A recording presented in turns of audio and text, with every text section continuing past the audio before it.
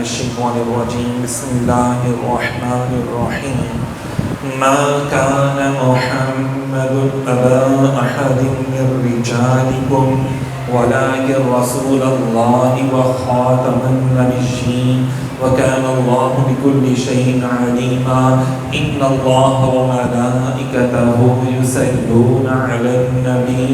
يا أيها الذين آمنوا صلوا عليه وسلموا تسليما محبت سے پڑھیے گا الصلاۃ والسلام علیک یا سیدی یا رسول اللہ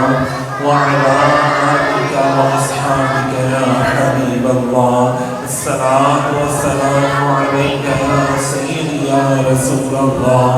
وعلی آلک واصحابک یا رحمة للعالمین یا خاتم النبیین یا شفیع المذنبین یا راحة العاشقین یا مراد المشتاقین یا جد حسن والحسین یا جد حسن والحسین۔ سامعین محترم، آج کا ہمارا موضوع ہے کہ تمام عالمین میں تذکرہ عقیدہ ختم نبوت کا۔ سب سے پہلے جو میں نے آپ کے سامنے قرآن پاک کی سورہ احزاب کی آیت نمبر 40 پیش کی، اللہ رب العزت نے ارشاد فرمایا ما کان محمد صلی اللہ علیہ وآلہ وسلم، کہ محمد صلی اللہ علیہ وسلم تمہارے مردوں میں سے کسی کے باپ نہیں ہیں، لیکن وہ اللہ کے رسول ہیں، اور ولیکن رسول اللہ اور وخاتم النبیین، اور سب انبیاء کے آخر میں سلسلہ نبوت ختم کرنے والے ہیں، سلسلہ نبوت ختم کرنے والے ہیں، اور اللہ ہر چیز کا خوب علم رکھنے والا ہے۔ اس آیت میں اللہ رب العزت نے دو چیزیں بیان کی، ایک یہ کہ میرے نبی پاک صلی اللہ علیہ وسلم کسی بالغ مرد کے باپ نہیں ہیں، اور دوسرا کیا ہے کہ آپ آخری نبی ہیں۔ مطلب اگر کسی بالغ مرد کے باپ ہوتے تو یقینی طور پہ وہ آگے جو لڑکا جو بیٹا ہوتا تو وہ بھی اللہ کا پیغمبر ہوتا،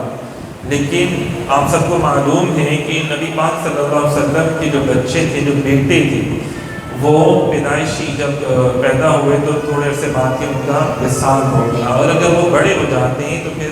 ان کو نبوت ملتی، اور پھر نبی پاک صلی اللہ علیہ وسلم کا جو خاتم النبیین ہونے کا سلسلہ تھا وہ نہ ہوتا۔ تو اللہ تعالیٰ نے چونکہ آپ کو آخری نبی بنانا تھا، اسی لیے اللہ رب العزت نے آپ کے جو بیٹوں کا تھا ان کا وصال پہلے فرما دیا، تو اسی لیے کہا کہ کسی بالغ مرد کے آپ باپ نہیں، اور دوسرا کیا ہے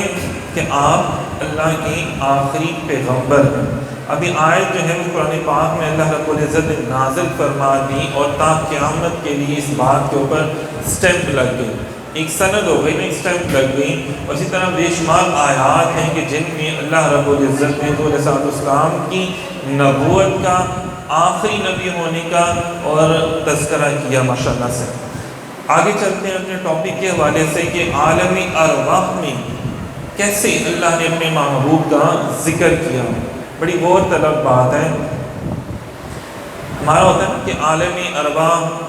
شروع میں، پھر یہ والی دنیا، اور پھر اس کے بعد مرنے کے بعد یوم آخرت جسے ہمیں کہتے ہیں نا، تینوں چیزیں آ جاتی ہیں نا۔ تو تینوں عالم میں ویسے تو 18,000 عالم ہیں، اور ہر عالم جو ہے جہاں جہاں اللہ کی توحید بیان کی جاتی ہے وہاں وہاں آپ فرمایا رحمت للعالمین وما ارسلناک، آپ نے یہ فرمایا نا الحمدللہ رب العالمین، کہ حمد ہے، تعریف ہے اس رب کی جو تمام جہانوں کا پالنے والا ہے، تمام جہانوں کا رب ہے۔ تو اپنے محبوب کے لیے فرمایا کہ جن کے لیے اللہ رب العالمین ہے، ان کو پالنے والا ہے، ان عالمین، عالم نہیں فرمایا نا،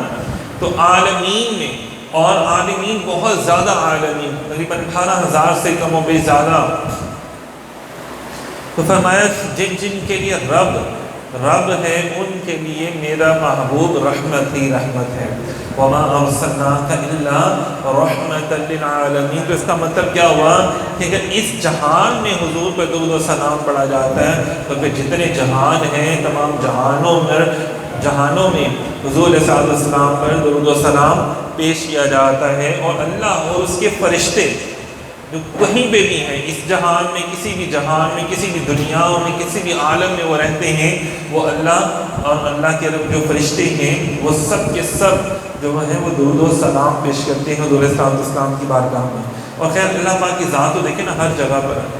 اور فرشتے بھی دیکھ لیں، اللہ تعالیٰ نے کوئی بھی جگہ ایسی نہیں چھوڑی جہاں پہ فرشتے موجود نہ ہو۔ پھر فرمایا عالم ارواح میں کیسے بیان کیا گیا حضور کا ذکر، فرمایا سورہ آل عمران میں وَإِذْ أَخَذَ اللَّهُ مِيثَاقَ النَّبِيِّينَ، اسے آیت میثاق بھی کہا جاتا ہے، لَمَا آتَيْتُكُم مِّن كِتَابٍ وَحِكْمَةٍ ثُمَّ جَاءَكُمْ رَسُولٌ مُصَدِّقٌ لِّمَا مَعَكُمْ۔ کیا فرما رہے ہیں اللہ تعالیٰ، اور ان کو وہ وقت یاد دلاؤ جب اللہ نے پیغمبروں سے وعدہ کیا تھا کہ اگر میں تم کو کتاب اور حکمت عطا کروں پھر تمہارے پاس کوئی رسول آ جائے، جاءکم رسول، پھر رسول آ جائے جو اس کتاب کی تصدیق کرے جو تمہارے پاس ہے۔ مطلب پچھلے انبیاء کرام میں جو کون سی کتابیں نازل ہوئی، توراۃ، انجیل، زبور اور صحائف نازل ہوئے، تو فرمایا کہ ایسا محبوب آ جائے، ایسا پیغمبر آ جائے جو تمہاری کتابوں کی تصدیق کرنے والا ہو، تو کیا کرنا ہے، تم نے اس پر ضرور ایمان لاؤ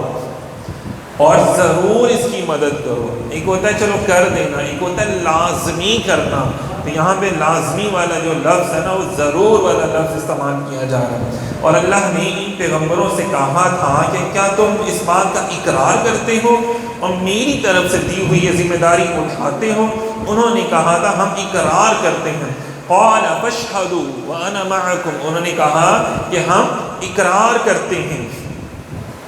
کیا اقرار کرتے ہیں کہ اللہ نے کہا تو پھر ایک دوسرے کی اقرار کے گواہ بن جاؤ اور میں بھی تمہارے ساتھ گواہی میں شامل ہوں۔ مطلب یہ جو اللہ تعالیٰ نے ان سے گواہی دی کہ جب میرا محبوب چاہے، جب بھی اپنے اپنے دور میں جاؤ تو تم نے میرے محبوب کی نبوت کا تذکرہ کرنا ہے کہ آخر میں اللہ تعالیٰ کے ایک پیغمبر جو ہے وہ تشریف لے کر آئیں گے، تم نے اپنی امتوں کو بتانا ہے۔ بلکہ قرآن پاک میں یہاں تک آتا ہے کہ محبوب یہ یہود و نصارہ یہ آپ کو اس طرح سے جانتے ہیں جس طرح کہ باپ اپنے بیٹے کو جانتا ہے، کہ آپ کی عادات بھی، آپ کا حسن و جمال بھی، آپ کے دوستوں کے بارے میں، آپ جس علاقے میں تشریف فرما ہوں گے، جہاں ہجرت فرمائیں گے، ان تمام جگہوں کا ذکر جو ہے وہ پراپر ان کی کتابوں میں کر دیا گیا ہے۔ تو یہ آپ کو ایسے جانتے ہیں جیسے باپ اپنے بیٹے کو جانتا ہے۔ تو یہ دیکھیں